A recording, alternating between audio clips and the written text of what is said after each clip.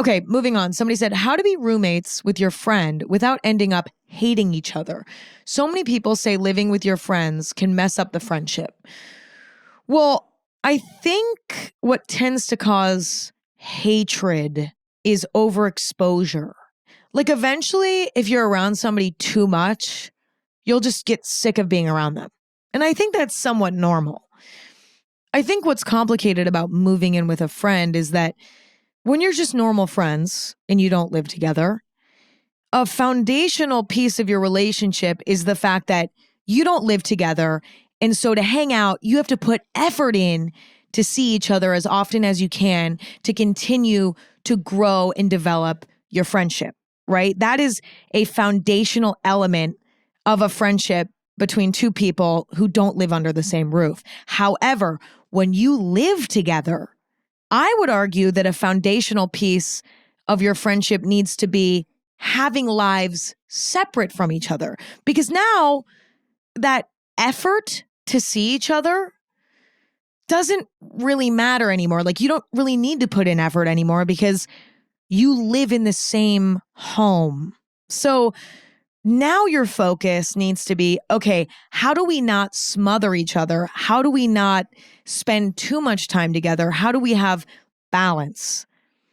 And I think that's something that I imagine a lot of friends don't think about when they're moving in together. So then they move in together and they end up hanging out too much, spending too much time together to the point where they get sick of each other, and understandably so, because if you combine your life too much with somebody else, eventually things will go wrong because we as human beings, I believe, need to feel independent.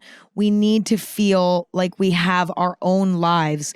And if we're spending too much time with somebody and we don't have a sense of our own individual, unique lives that are solely ours, we start to feel weak, codependent, but also trapped. Like, wait, I'm like, I don't even know what my life is without this person around. I don't even know who I am without this person around. Things can go sour. And those feelings of codependence and trappedness, if that's a word, from being too close with somebody and not having any sort of individuality is uncomfortable for human beings, I think, and can cause resentment to grow towards the other person. Because even though it's not necessarily the other person's fault, the other person's presence in one way or another sort of caused it. So resentment can grow and thus hatred can grow. I think that's one way and one reason why living together with a friend can become complicated. But I also think it can become complicated because the more you hang out with somebody, the more time you spend with them, the more you learn about them, the good and the bad. And there's no closer sort of relationship than living together. That is so intimate. And so inevitably, you're going to discover things about your friend if you live together that aren't great. It might be that they're really messy. It might be that they're really grumpy in the morning. It might be that they like to hang out with big groups of people all the time and they're constantly inviting people over. It might be that they're really clingy and they want to come with you and do everything with you every single day. You're going to discover things about your friend and they're going to discover things about you that they weren't aware of that aren't great. And it would be one thing to just discover these things, but it's made even more complicated when you live together and you can't escape it. Your place of peace and quiet is now shared with your friend who has these traits that you just discovered that you don't really like. So there's nowhere to hide necessarily. So that's complicated, but it's also inevitable, right? Like whether you move in with a partner that you're dating or a friend or you're living with a family member, this will happen. There's such a slim chance that it won't. Is there a chance that it won't? Sure. If you are really, really, really similar to the other person, if you've known them for so long that you already know the good, the bad, and the ugly about them, and so like there's nothing that can shock you, okay, maybe. But there's a decent chance when moving in with a friend that this will happen. You'll discover some stuff that you don't like so much, and then now you're stuck with it. I think in order to manage the inevitable differences that will become more irritating and obvious when living together is to have constant, productive, and respectful communication about living together. Do you know what I'm saying? If you can talk about each other's unsavory traits, not even necessarily unsavory, but if you can talk about your differing habits and traits and you can compromise through communication, then it won't be an issue. But if you can't, if you don't have a good communicative relationship with this friend, a lot of resentment will grow. So yes, I do think that it can be complicated to move in with a friend. I could see how it could be complicated. However, I don't think it's necessarily a bad idea.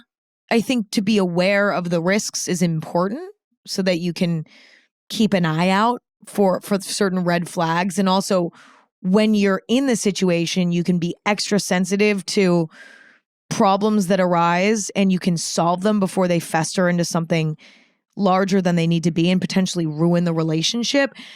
I would say before moving in together, though, you should ask yourself a few questions. Number one, is this friend prone to codependence and clinginess? If the answer is yes, I would say that that's a red flag because you need to have your freedom.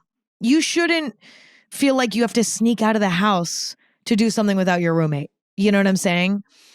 You need to be living with somebody who has their own thing going and isn't going to be clingy and codependent with you. Number two, I think you should ask yourself, does this friend get jealous a lot?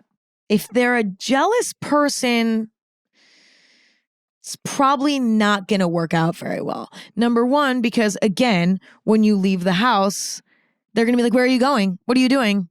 Why are you doing it without me? Are you doing something more fun than me? What are you doing? And that vibe sucks. But also, jealous people can drag you down because they're jealous of you. They're jealous in life. They're insecure. They don't feel good about themselves. So you get dressed up into a cute outfit because you're going on a date and your roommate is like, oh, it's not cute. Meanwhile, you look really cute. They're just saying that because they're jealous of how cute you look. You don't want to live with someone like that. So be wary of that. Another question to ask yourself is this friend a good, productive communicator? If you can't communicate successfully with this person, if they don't listen to you, if you don't listen to them, but more importantly, if they don't listen to you, and if they aren't emotionally intelligent enough to hear you when you say, hey, this bothers me, can you fix it? If that isn't something that's happening in this friendship, huge red flag, because you will need to communicate to live together happily and healthily. So you need to move in. Listen, I don't want to say need, but like it's really helpful if somebody's a good communicator. And then lastly, I think you should ask yourself, how do your lifestyles mesh? Do you have the exact same type of lifestyle? You know, like you wake up early, you're really organized, you're really clean, you go to work all day, like whatever. Do you have the same sort of lifestyle? Do you have complete opposite lifestyles? Are you someone who wakes up really early and works and then likes to go to bed at like 9:30 p.m. and your friend is a DJ and stays up until 4 a.m? And then is that something that actually is appealing to you? Do you prefer having differing lifestyles because then you're actually going to hang out less? You'll run into each other less, you know? How do your lifestyles complement or conflict with each other? That's a really important thing to ask yourself because the advantage you have when moving in with a friend is that you understand their lifestyle. You're friends with them. So you already know these things about them. You're not just like randomly moving in to a dorm with somebody that you don't know. You know what I'm saying? Like you're moving in with your friends so you can actually sort of plan things out even better. I don't know. I think it absolutely can work. It just takes everyone communicating, honestly. I think that's what it comes down to.